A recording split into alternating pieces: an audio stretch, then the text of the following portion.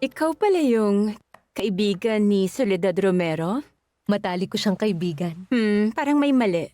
Siguro pinadala ka rito ng mga pumunta rin dito dati para alamin kung nasan siya.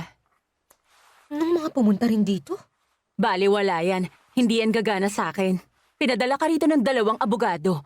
Yung anak nung namatay at yung totoong pumatay doon sa lalaki.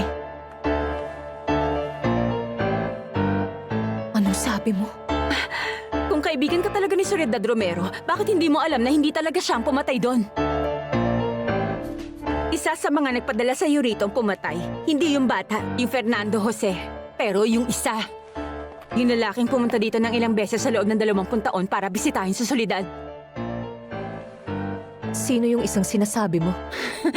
Sigurado akong kilala mo yon. Pero sige, ipapaalala ko sa'yo kung sino. Ang tunay na pumatay doon sa lalaki ay walang iba kundi ang bayaw niya. Si Counselor Alfredo del Castillo.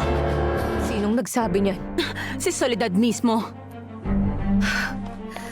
Para ano, isipin mong isa siyang Hindi, mali ka dyan. Yun ang totoo. Kasi inamin na mismo ni Alfredo del Castillo sa akin nung nandito siya at nagkausap kami. Ano masasabi mo doon? Bakit pumunta si Alfredo rito para kay Soledad? Hindi mo ba alam na mahal nila ang isa't isa 20 taon na?